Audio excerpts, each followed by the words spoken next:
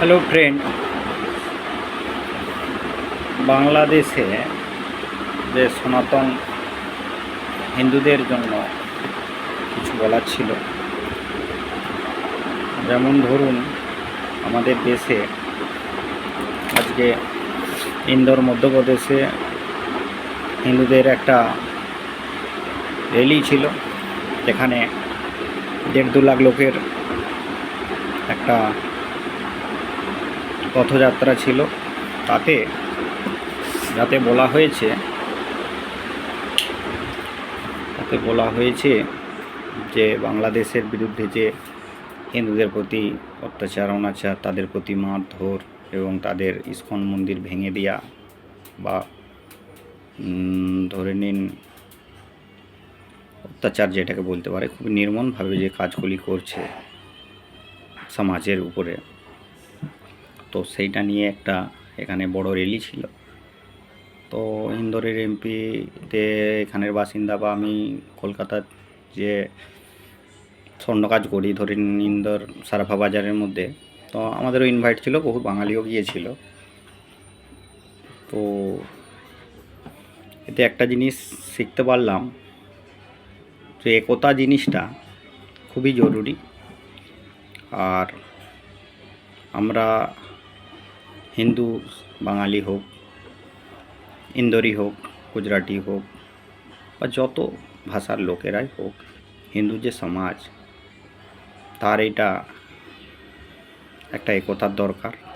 কারণ বাংলাদেশে যে ভিডিও ফুটেজগুলো বা অত্যাচারের যে নিউজে আসছে বা যেই দুর্ঘটনাগুলো ঘটছে, এগুলো খুবই তো খারাপ জিনিস। তো আমাদের প্রত্যেক মানুষের কাছে সময় নেই। ধরে নিন কাজে ব্যস্ত, কেউ হয়তো চাইলেও চায় না যে ওদের ওখানে হচ্ছে, এটা আমাদের কি না। এই জিনিসগুলোর জন্যই আনেওয়ালা দিন হয়তো এমন একদিন না আসুক যেটা আমরা নিউজে দেখছি বা ধরে নিন খবরে নিউজে দেখে উপভোগ করছি, ওটা না আমাদের সঙ্গে না ঘটুক।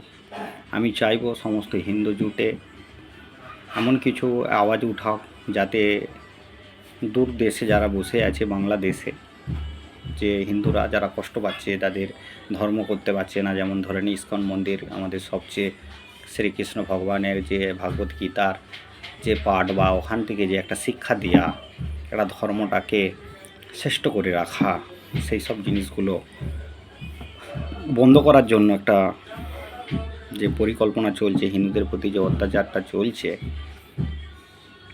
ওই জিনিসটা আর বিরুদ্ধে আমাদের রুখে দাঁড়ানো দরকার। যে ওরা ওই চেষ্টাটা করছে, ওরা যদি আজকে সাকসেস হয়ে যায় বা আজ যদি আমরা এখনও চুপ থাকি, আজ পাকিস্তানে 3 কেফার বেঁচে আছে হিন্দু, বাংলাদেশেও 3 কেফার বেঁচে আছে, বহু বাঙালি বা বাংলাদেশি হিন্দুরা অনেক মারা গেছে, তার জন্য আমরা চুপ আছি। আজকে যে আমাদের সবচেয়ে বড় ভাগবত গীতার যে পাঠ প্রচার বা শ্রীকৃষ্ণের ভগবান যে ইস্কন মন্দিরে, সেখানে তার সেবা যত্ন নিয়ে আমাদের যে ধর্মটার মেইন জিনিসে আঘাত করেছে, তার জন্য তো আমরা কিছু করতে পারি। পয়সা দিয়ে নয়, কিছু সময় দাও, আওয়াজ উঠাও। হ্যাঁ, সবারই ফ্যামিলি জরুরি, সব কিছু জরুরি। তো আমি চাইবো যে ওরা ভাইরা কষ্টতে আছে, ওই কষ্টগুলো না হয় বা শান্তিতে ওরা বসবাস করুক। বাকি এনারা যে হিসাবে শুরু করেছে, এদের তো শান্তি আমি দেখতে পাচ্ছি না। আমি চেষ্টা করব যে আমার সঙ্গে অনেক ভাইরা থাকবে, সহমত হবে, যাতে এই কাজে আগে আসে। আমি আমাদের দেশের সরকারের কাছে অনুরোধ করছি, যেমন পাকিস্তানের উপরে স্টেপ নেওয়া হয়েছিল, তারা তাদের অহংকারে ভারতবর্ষের উপরে যে অত্যাচার বা অনেক কিছু তারা করেছে, আজকে তারা বুঝতে পারছে যে কোন জায়গায় তারা দাঁড়িয়ে আছে। আমিও চাইবো, আমাদের সরকারের প্রতি অনুরোধ রইল, উনি যেমন আমাদের যে হিন্দু ভাইরা অত কষ্ট পাচ্ছে, উনি চাইলেন পারেন মোদী সরকার উনি যেমন বাংলাদেশের ভাইদের প্রতি কোনো আওয়াজ উঠায়। আমি অনুরোধ করছি ওনাকে হাত জোড়ো করে, ভগবান সকলকেই ভালো রাখুক, সবার শুভকামনা করি।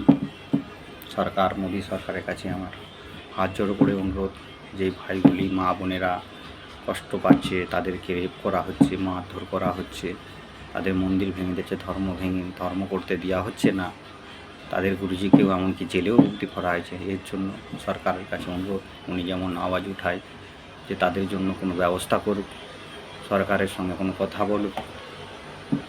এতটুকুনি বলা ছিল। জীবনের প্রথম তো কোনো দিন তো এইসব লাইভ করব বা কোনো ভিডিওতে কোনো ফুটেজ দেবো এরকম তো কোনো ইচ্ছা ছিল না, দেখে আর সহ্য করতে পারলাম না। এত কিছু দেখার পরও নিজেকে আর ধরে রাখতে পারলাম, প্রথমবার ভিডিও করলাম। যদি কোনো ভুল হয়ে থাকে নিজেদের ভাই মনে করে ক্ষমা করে দিও। নমস্কার।